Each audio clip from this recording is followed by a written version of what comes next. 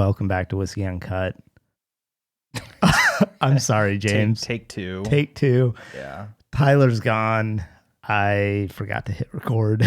We had like a full 20-minute conversation about Blanton's and starting this thing and my beard and all sorts of fun stuff, and it does not exist. Yeah. It exists in our hearts and our minds, our memories. And in my frustration. It's definitely there too. It's rare that I get off to some good points early on in a podcast. I had good points today. Oh, man. And they're gone. I'm sorry. So this week's episode, we wanted to talk about whiskeys that we love and hate. And so you asked me pick out two whiskeys that you think one I'll love, one I'll hate. And you did the same. First whiskey is the Glenfiddich IPA Cask, which let me just get this cork pop because I don't want the people to miss it.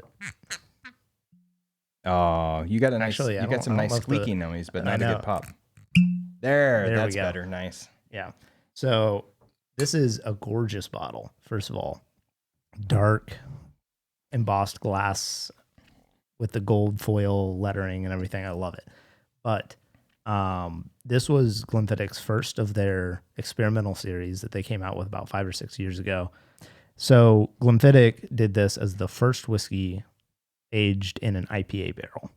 And if I remember correctly, from like the press release on this, they were literally like, yeah, we got a shipping crate with some IPA barrels out and just stuck it out back, and we put our whiskey in. Like, yay! I don't know. Like, that really builds up the hype. Yeah, I know. Just stuck it out back. I think they were a few months. They were trying to argue like, oh, we did it to make sure it really baked in, or I don't know. Maybe they didn't intentionally, but it kind of made it to me. It sounded like, yeah, this was something like we let this one guy just like try, and we didn't want to throw it away, so we bottled it. We put it in a nice fancy bottle to cover up other problems with it, but charge $80 for it. It is $80. It's bottled at 86 proof, so a little low for James, but better than some of Glenfiddich's other bottlings, which they have $1,000 bottles that are bottled at 80 proof, which is really sad.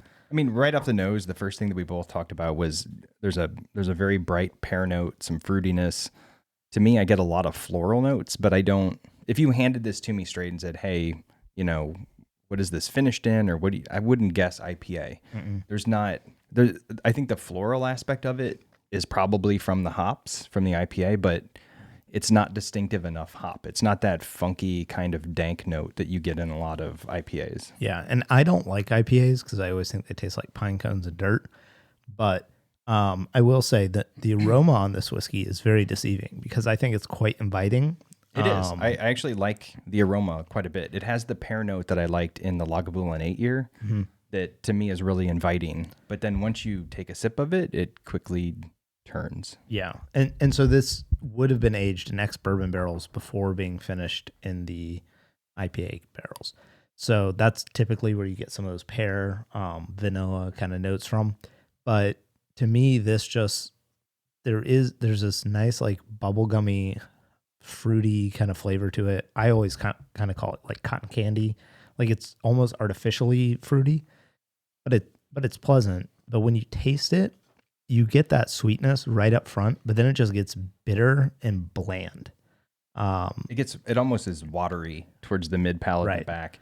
And the thing, and that's where I get the hoppy character comes through a little bit. Is I just get this kind of weird, like earthy, just like. And so this is something I didn't pick up on the first run through. And we mentioned the different hops, like, right? Some hops are a little bit more piney. Yes. Some are a little bit more fruity, like Citra hops tend to be very like orangey and citrusy. Simcoe tends to be very piney and earthy, which is what you don't like.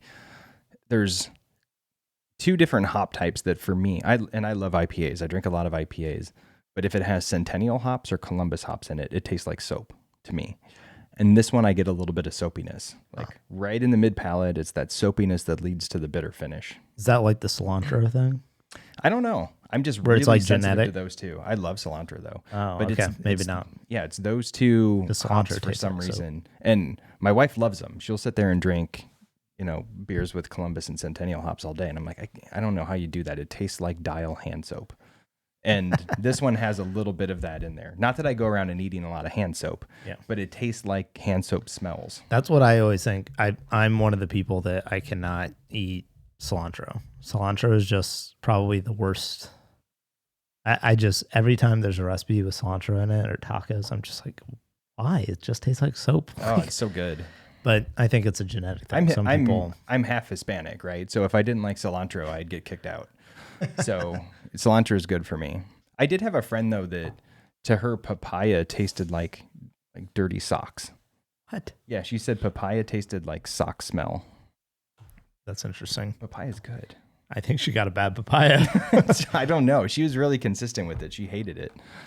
Now, but regardless, for $80 too, like that's because what would you even do with this in a cocktail? What would you mix that with? So that was the other thing we talked about before is on the packaging for this and the press release, they immediately mentioned like, this goes great in a cocktail, which to me is always a red flag for the quality of a product. Because if you have to, before I've even tried it, you're trying to tell me like, don't worry when you don't like it by itself, try it in a cocktail and it'll be better. That's just like no whiskey over $20 should be advertised as like, this is for cocktails, in my opinion. Well, and they specifically mentioned too that you should have had orange to it, which kind of feels like a cop-out because what you're doing is you're bringing in sweetness.